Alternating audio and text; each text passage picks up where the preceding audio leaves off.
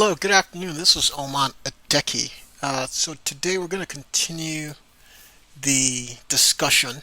We're doing series 204 that talks about supply chain site management. Now, in VerityBeyond, in the general supply chain space, many times you'll have this concept of what we call a site. A site represents a physical location that will hold assets, either digital assets or physical assets or supply chain assets. It could be an office branch or a warehouse location, right? You could have multiple locations or multiple offices, multiple sites, and you want to track all the inventory on a per site basis, right? So VerityBeyond supports that use case, right? So you can, this is along the inventory management piece. Also, you can also onboard assets and associate them to a particular site, right? So in the interface, basically to set up a new site, it's very straightforward. You just come to the site interface. It's this cloud icon.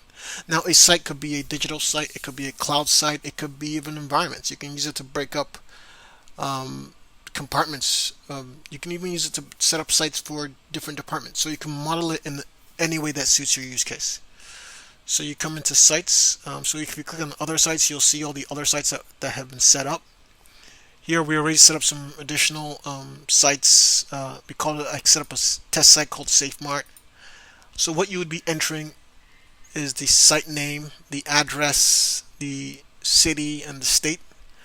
And what the system will do in the background is that it will set up inventory, and it will set up an inventory database for every single site. So if you click on site inventory, it will show you all the inventory that you have in a particular site. Okay, it also tells you the association in terms of inventory and the capital distribution. Okay, so I'll go ahead and set up a quick site, and that should go real quick. So let's say we wanted to call a site United Safety Distributors.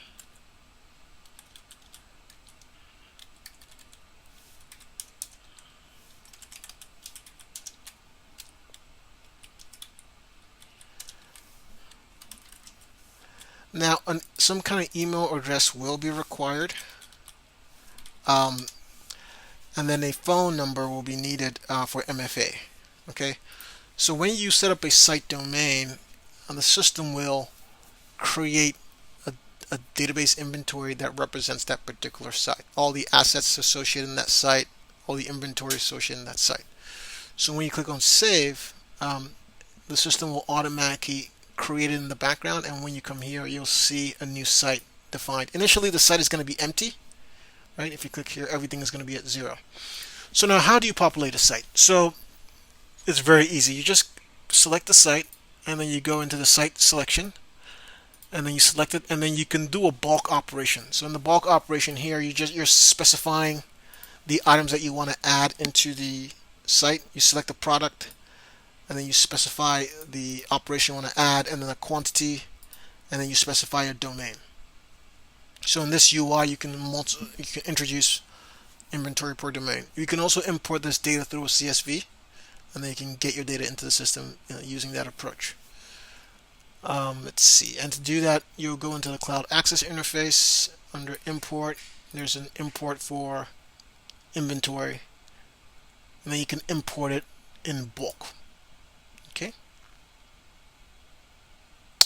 so to add items to a site, so let's say we wanted to create a new product class. Let's say this is a company that had parts, and to create a new product part, you get a new product, and then let's say it's a system. Again, I like to go to the IT space because that's what I'm most familiar with. So let's say this is an ECMA cloud disk that has like 500 GB of data. Okay, and let's say it's a manufacturer called ECMA, and then the class, let's say the price is $29 a piece. and you set it up as active. So this is how you would introduce a product to your inventory table.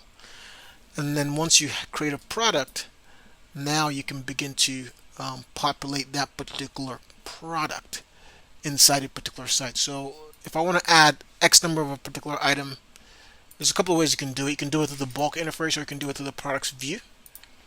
So if you come in here and then you search for your product, and then you come in here and then you click on add, you specify the quantity to add. Let's say we wanted to add 25, and then here you specify the site. We want to add 25 of that particular item. So we've just added 25 items, and then it will update the system automatically, and then the total number of assets in the managed stock will also go up.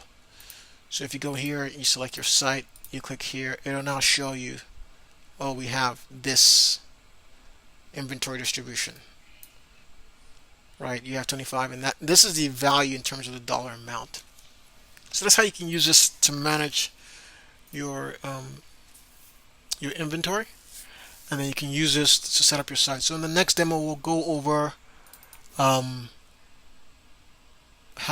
to initiate transfers between supply chain sites and how to simplify that whole workflow. So thank you so much for your time today. You have a good day.